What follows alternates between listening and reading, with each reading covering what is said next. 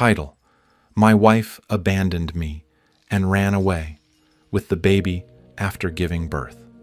A few months later, she humiliated me in court while demanding child support. "I don't have a job, so I won't stop leeching off you," she said, as everyone laughed.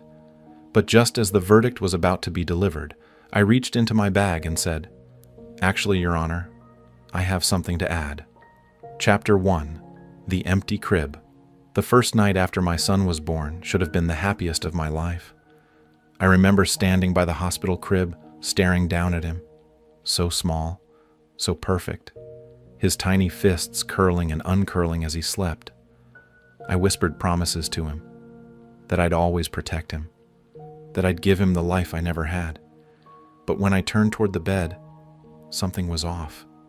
My wife wasn't looking at him with love. She was staring past him, cold and distant. I tried to ignore it, telling myself it was exhaustion, the haze of childbirth. But her words shattered me. "You'll never be enough for us." I froze. She turned her face to the wall and closed her eyes, leaving me to rock our newborn alone. The next morning, the crib was empty. The hospital bed, too. She was gone. No note, no explanation. Just gone. With my son. I called. I begged. I knocked on her family's doors. Nothing. Weeks passed in silence, each day a knife twist. I drowned in worry. Was my son okay? Did he even know me? Or was he already learning to live without his father? Then, months later, a letter arrived. Not an apology, not an explanation. A court summons. Chapter 2: The Courtroom Mockery. The courtroom smelled faintly of paper and old wood polish. My heart hammered as I walked in, clutching the hope that maybe today, at last, I'd see my son again. But when I saw her, seated confidently at the plaintiff's table, all hope turned into a cold knot in my stomach. She looked radiant, dressed in designer clothes I knew she couldn't afford without help. My son was in her arms, bigger now, but still with the same soft cheeks I remembered. He looked at me, curious, but unknowing. When her turn came to speak, she stood tall and delivered her lines like an actress who had rehearsed them for months. "Your Honor, he abandoned us. He has no means, no stability. I don't have a job, so I won't stop leeching off him. That's what child support is for, isn't it?" The gallery erupted in laughter. Even her lawyer smirked. I clenched my fists under the table, every fiber of me screaming to stand, to shout the truth. But I didn't. Not yet. Every word was a dagger. I had been searching, begging, losing sleep, tearing myself apart while she paraded around as if she were the victim. People shook their heads at me, whispering pathetic under their breath. The judge, too, seemed unconvinced by me. His eyes lingered longer on her, nodding slightly at her performance. The balance of the room leaned entirely against me, and then the judge raised his gavel. The verdict was about to be delivered. That's when I stood. My voice was calm, my hands steady as I reached into my bag. "Actually, Your Honor," I said, the room falling into silence, "I have something to add." Every eye turned toward me. Even my wife froze, her smile faltering. They thought they had won. They had no idea what was coming. Chapter 3: The Evidence That Changed Everything. The silence in the courtroom was heavy. Even the judge's gavel hovered mid-air as he fixed his eyes on me. I unzipped my bag and pulled out a thick folder, the papers neatly clipped, every page stamped and verified. My lawyer stood beside me, sliding the first document onto the judge's desk.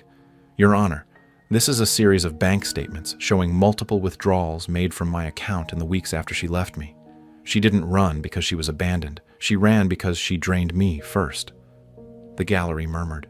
Her smug smile faltered. Next, I reached deeper into the folder and placed a USB drive before the clerk.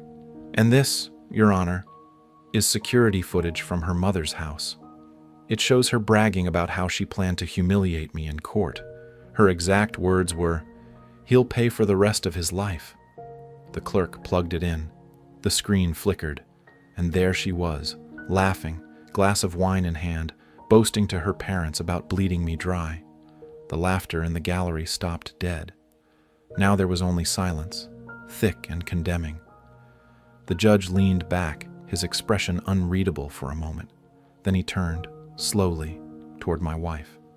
"Is this your voice? Your words?" Her face went pale. She stammered, then went silent. The room knew the answer. She thought today would end with me branded a failure, a paycheck to her arrogance. But with every page, every clip, the truth shifted the ground under her feet. And for the first time since she left me, I wasn't the one on trial. She was. Chapter 4. The verdict turns. The judge tapped his pen against the desk, the sound echoing through the now breathless courtroom. He leaned forward, staring directly at my wife. "You came into this courtroom claiming to be abandoned, claiming to be in need. Yet the evidence shows calculated manipulation and deliberate financial theft."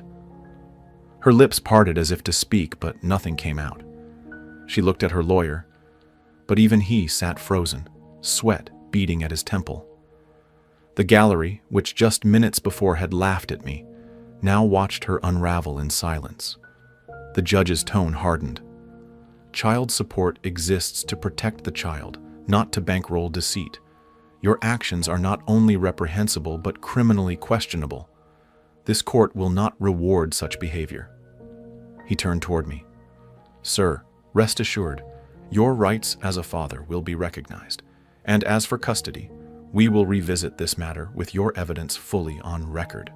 I felt my chest loosen for the first time in months. For once, the truth wasn't buried beneath her lies. It was shining in the open, undeniable. Gasps spread as the judge declared her request for child support denied pending investigation into her actions. The smug friends who had come to cheer her on sat in stunned silence. Even her parents shifted uncomfortably in their seats. My wife, who walked in so confident, was now trembling.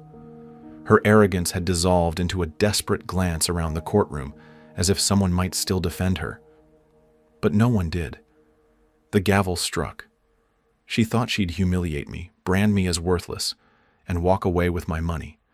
Instead, she left the courtroom exposed, humiliated, and facing consequences she never imagined. And I hadn't even played my final card yet. Chapter 5.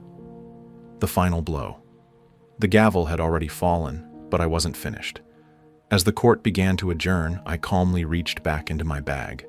My lawyer handed the judge one last folder, thicker than the rest. "Your Honor, before we conclude, there's something else the court should see. Evidence gathered over the past few months, not only of her siphoning funds, but of her private accounts, luxury purchases, and transactions using money she claimed she didn't have." The judge's eyes narrowed as he flipped through the pages. Photos of luxury handbags, hotel receipts with another man's name, flights booked under false pretenses. The gallery gasped. My wife bolted upright, her voice trembling with desperation. "Those aren't mine. I was borrowing."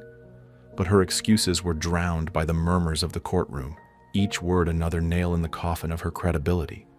Even her own lawyer slid his chair back slightly, distancing himself from the spectacle. The judge's voice thundered through the room. "Not only is your petition for child support denied, but this court is ordering an immediate investigation into fraud and perjury. Until further notice, custody arrangements will be reviewed with priority toward the father." Her knees buckled. She collapsed back into her seat, staring at me with wide, tear-streaked eyes. The arrogance, the smugness, the cruel laughter, all gone. She thought she had destroyed me. She thought she'd walked into court to bleed me dry.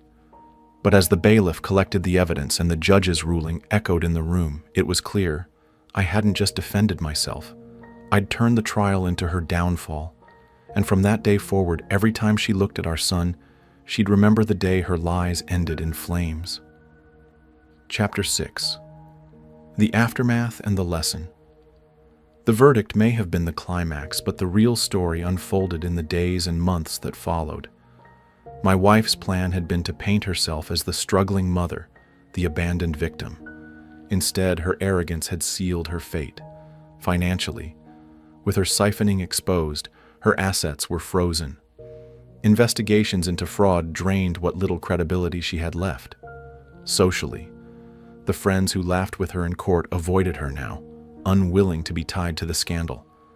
Even her parents, once her fiercest defenders, quietly distanced themselves. Legally, with the evidence stacked against her, she faced perjury hearings and lost nearly all credibility in family court. The woman who thought she'd leech off me forever was left with nothing but debts and shame. For me, the weight of months of humiliation and heartbreak finally lifted. Custody. The court granted me shared custody pending further hearings, with strong leanings toward full custody given her misconduct. Holding my son again, feeling his tiny hand grip mine, was the real victory. Dignity. No longer was I the man mocked in whispers.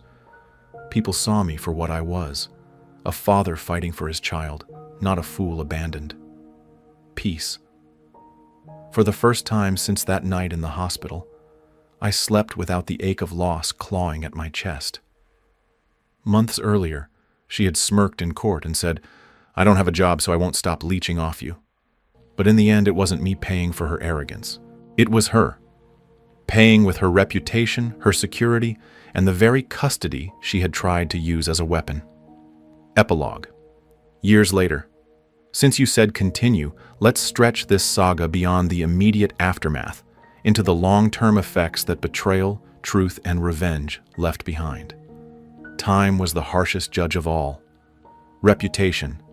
The video of her bragging and the transcripts from court lived on. Every time she tried to reinvent herself, the past resurfaced.